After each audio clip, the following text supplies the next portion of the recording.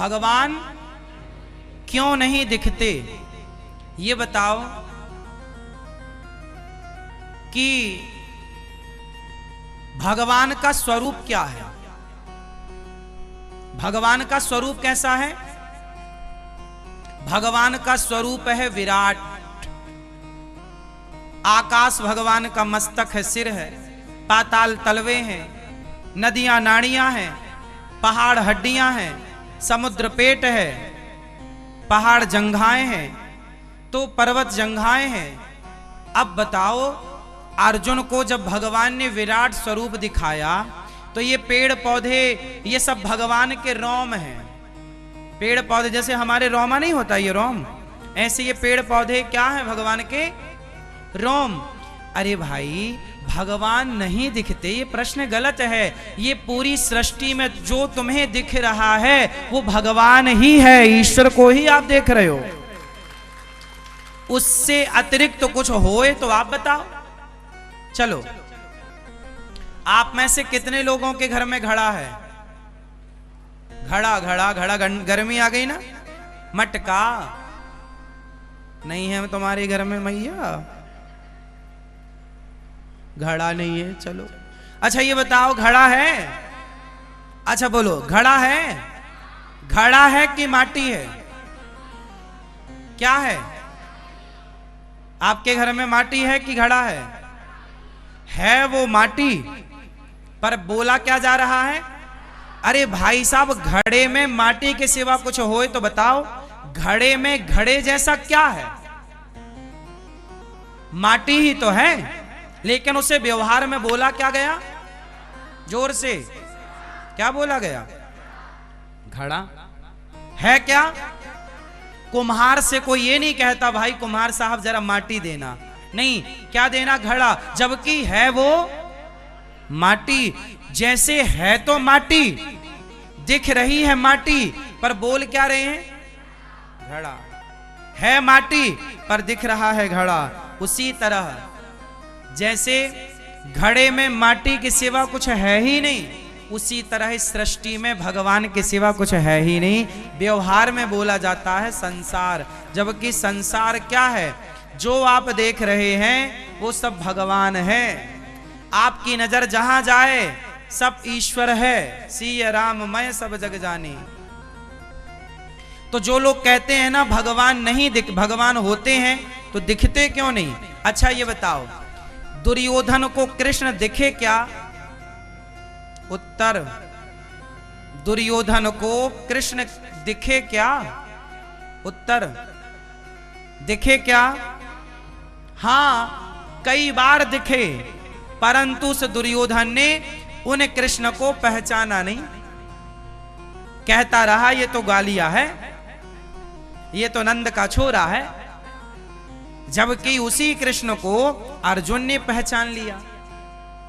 तो आप कहते हैं कि भगवान है तो दिखते क्यों नहीं? अरे दिखे तो थे दुर्योधन को, कहां पहचान पाया? दिखे तो थे रावण को, कहां पहचान पाया? ऐसे हमें और आपको माता पिता के रूप में, गुरु के रूप में, अतिथि के रूप में, जीव मात्र के रूप में दिख तो रहे हैं, कहां पहचान पा रहे हैं आप लोग और हम लोग? तो ये सवाल ही गलत है कि ईश्वर है तो दिखते क्यों नहीं? भाई साहब, है भी और दिखते भी हैं। अब तुम ना पहचानो, तुम्हारी आंख में अज्ञान का मोतिया बिंद हुआ तो हम क्या करें? तो ये प्रश्न गलत है। बात सही समझ में आई? भगवान क्यों नहीं दिखते, ये प्रश्न सही है या गलत है? उत्तर, प्रश्न क्या है? प्रश्न ही गलत है। भाई देखे तो मां कौन होती है? जोर से, मां कौन होती है? जोर से। पिता कौन? जोर से। भगवान। तो माता पिता दिखते हैं कि नहीं? हाँ, तो क्यों कह रहे हो भगवान नहीं दिखते? दिख तो रहे माता पिता। प्रश्न गलत है। ईश्वर है तो दिखते क्यों नहीं? तुमने अपनी माता को भगवान क्यों नहीं माना? तुमने अपने पिता को भगवान क्यों नहीं माना? तुमने अपने पति को भगवान क्यों नहीं माना? तुमने अपने गुरु को भगवान क्यों नहीं माना? तुमने अतिथि को भगवान क्यों नहीं माना? तुमने सब में ईश्वर का दर्शन क्यों नहीं किया? कहा तो था गोस्वामी जी ने, सर्वम खलविदम ब्रह्मा श्री राम मैं सब जग जानी, निज प्रभु मैं देखे ही जगत के ही सन करहि विरोध। है तो सब कुछ, ईश्वर हैं तो दिखते क्यों नहीं, दिख तो रहे। एक बात समझ लो, आप जो देख रहे हैं सब भगवान ही है, मानो मत मानो। अच्छा ये बताओ, अब इसको सही सिद्ध कर दे। अब देखो इस प्रश्न को अभी हमने गलत सिद्ध कर दिया, आप सही सिद्ध कर रहे हैं। ईश्वर है तो दिखते क्यों नहीं? हाँ बिल्कुल ये प्रश्न जायज है। ईश्वर है तो क्यों नहीं दिखते? आओ हम बताते हैं क्यों नहीं दिखते। बताओ, आपके हाथ में बैक्टीरिया है या नहीं? हाँ या ना? हाँ या ना? तो क्या बैक्टीरिया दिखाई पड़ रहे हैं? नहीं। तो क्या नहीं है? हैं। कैसे देखेंगे? एक मशीन आती है मेरी मां, डॉक्टरों के पास, वैज्ञानिकों के पास होती है, सूक्ष्मदर्शी यंत्र बोलते हैं, माइक्रोस्कोप भी बोलते हैं उसे। एक मशीन होती है, माइक्रोस्कोप बोलते हैं उसे, उससे बैक्टीरिया दिख जाते हैं जो बारीक से बारीक, जो आंखों की पकड़ में नहीं आते, वो मशीन की पकड़ में। तो जैसे बैक्टीरिया को देखने के लिए आपकी इन आंखों से बैक्टीरिया तो दिख नहीं रहे हैं, बिना मशीन के, बिना यंत्र के, तो बिना मंत्र के तुम्हें भगवान कैसे इन आंखों से दिख जाएंगे? ईश्वर देखने के लिए आपकी क्षमता भी तो हो। बैक्टीरिया देखने की तो क्षमता है नहीं तुम्हारी।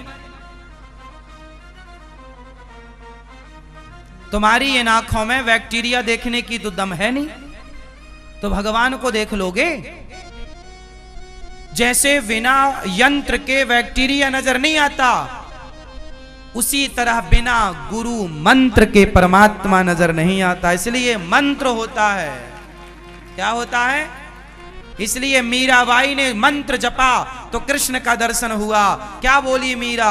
वस्तु अमोलक दी मेरे सतगुरु, करी कृपा अपनायो पायो जी मैंने। हाँ मेरे तो गिरधर गोपाल, हाँ मिल गए मीरा को, क्योंकि मीरा को क्या मिल गया? मंत्र मिल गया। यंत्र से बैक्टीरिया दिखता है तो मंत्र से परमात्मा दिखता है। इसलिए हमारे यहाँ मंत्र होता है। अब तुम्हारी मंत्रों में श्रद्धा नहीं रही, जप नहीं रहा, तो तुम चिल्ला रहे हो कि भगवान दिख क्यों नहीं रहे? भाई दिख तो रहे हैं, साधु संतों को तो दिख रहे हैं, भक्तों को तो दिख रहे हैं। फर्क कितना है कि हमें जो दिखता है वो हम आपको दिखा नहीं सकते। अच्छा ये बताओ, आप में से किसी को दर्द होता है सिर में, पांव में, पेट में, पीठ में, कंधे में? कभी दर्द हुआ? किस किस को दर्द हुआ है? मैया हाँ। दर्द हुआ है मेरी माँ? बोलो हाँ। ओ भैया चला लो मोबाइल। लाला दर्द हुआ है? क्यों आपको दर्द हुआ? कहां? घुटनों में दर्द? हाँ। क्या दर्द दिखाया? क्या आपने अपना दर्द देखा? अच्छा आप सबको दर्द हुआ? बोलो हाँ। तो फिर एक काम करो, सारे लोग मुझे अपना अपना दर्द दिखाओ, तब मानूंगा मैं कि दर्द हुआ है, वरना मानूंगा कि तुम झूठ बोल रहे हो। क्या आप लोग अपना दर्द दिखा सकते हो? नहीं। अच्छा नहीं दिखा सकते ना, तो क्या दर्द नहीं था? दर्द था, दर्द होता है, पर दर्द को दिखाया नहीं जा सकता। उसी तरह कृष्ण कण कण में है, लेकिन उस दर्द को महसूस किया जा सकता है।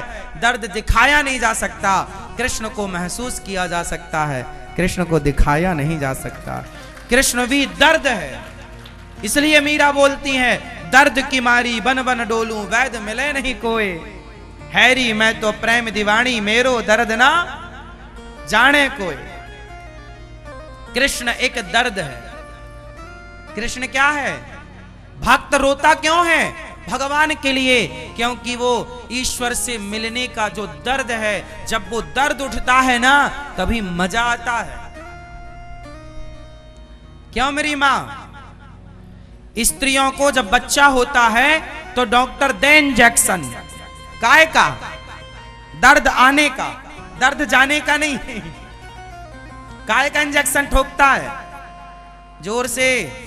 दर्द आने का कि दर्द जाने का? जोर से। हाँ, दर्द अच्छा है, आएगा।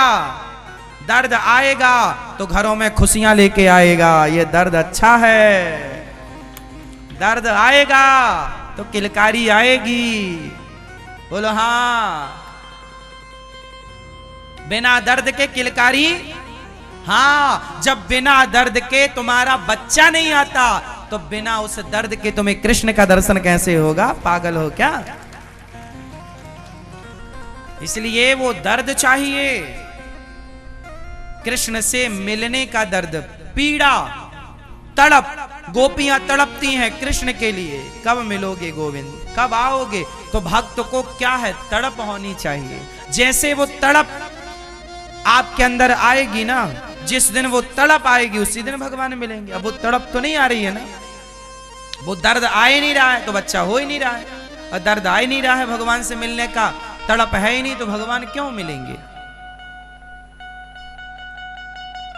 तो ईश्वर हैं तो दिखते क्यों नहीं? इसलिए नहीं दिखते क्योंकि जैसे दर्द है पर दिखता नहीं, पर होता तो है। उसी प्रकार जो भजन करने वाले हैं वो ईश्वर का अनुभव करते हैं। जिसके पांव में कांटा चुभता है वो दर्द का अनुभव करता है, जो भक्ति करता है वो भगवान का अनुभव करता है। अच्छा, आपको दर्द है तो क्या पड़ोसी को दिखा सकते हो? बस आपने यदि कृष्ण का अनुभव कर लिया तो आप दूसरे को दिखा नहीं सकते, आप आनंद ले सकते हैं। ईश्वर देखने दिखाने का विषय ही नहीं है, बात समझो। ये तो अनुभव है मेरी मां। क्या है ये?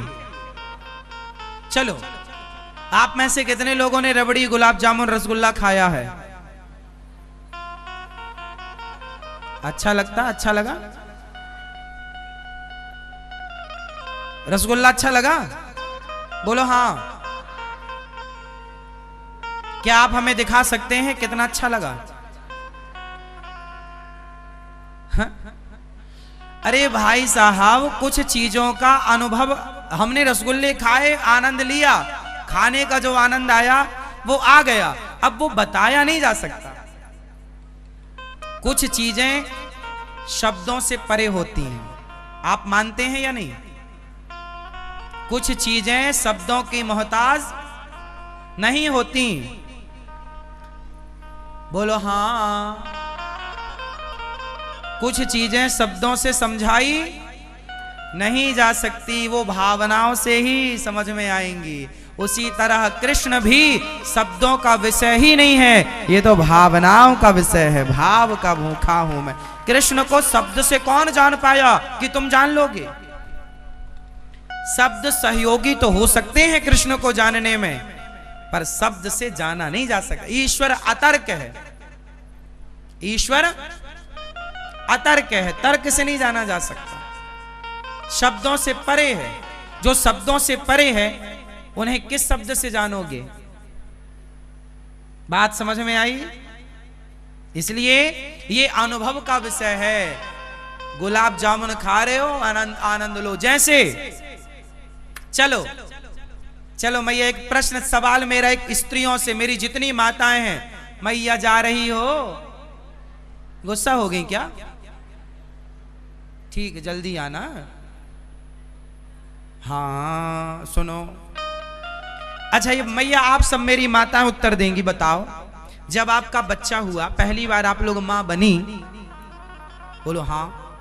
जब आप पहली बार मां बनी और जब डॉक्टर ने आपके बच्चे को आपके पेट से निकाला या आपकी डिलीवरी नॉर्मल हुई, बच्चा बाहर आया, और फिर बच्चे को डॉक्टर ने कपड़े से पोंछा, साफ किया और नरा बरा काट के जब आपकी छाती से पहली बार चिपकाया, जब आपका बच्चा, आपकी बेटी, आपका बेटा, जब पहली बार लड़की मां बनती है और जब आपकी छाती से एक बच्चा, पहली बार आप बच्चे का स्पर्श करती हो, टच करती हो छाती से लगाकर, पहली बार बच्चे ने जब आपकी छाती से लगकर आपका दूध पिया, तो बताओ वो अनुभव कैसा था? अच्छा था या बुरा था? उत्तर अच्छा या बुरा। क्या उस अच्छे अनुभव को आप हमें बता सकते हैं शब्दों में? लिखवाओ, हम लिख लें।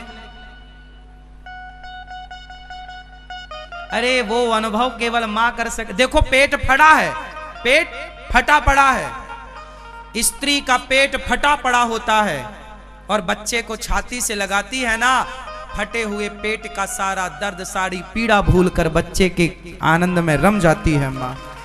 वो जो अनुभव है सुख का, वो सुख का अनुभव केवल मां ही कर सकती है। उस अनुभव को बाप नहीं कर सकता, उस अनुभव को पिता नहीं समझ सकता। बोलो हाँ। इसलिए वो जो अनुभव है वो बताया नहीं जा सकता। सोचिए कि बेटे का अनुभव बताया नहीं जा सकता शब्दों से, तो फिर ईश्वर का अनुभव कैसे बताया जा सकता है शब्दों से? इसलिए ईश्वर भगवान शब्दों से परे। इसलिए कहते हैं ध्यान करो। ईश्वर ध्यान का विषय है, ईश्वर भाव का विषय है, बोलने बताने का विषय नहीं है। जो तुम भगवान के नाम पर झगड़ा करते हो, इससे बड़ी मूर्खता नहीं है। भगवान शोर का विषय नहीं है, भगवान तो शांति का विषय है। जब ईश्वर का चिंतन होगा, जब ईश्वर का अनुभव होगा, तो व्यक्ति चुप हो जाएगा। क्या होगा? अनुभव करेगा उस आनंद का। मां जब बच्चे को हृदय से लगाती है तो कुछ बोलती नहीं है, उसके स्पर्श का आनंद लेती है, अनुभव करती रहती है, उसके स्पर्श का सुख लेती है। बस यही है। जब ईश्वर का अनुभव होगा जिस भक्त को, वो शांत होकर केवल उस ईश्वर का अनुभव लेगा, आनंद लेगा। वो बोलेगा कहां? कहां फुर्सत है बोलने की? हाँ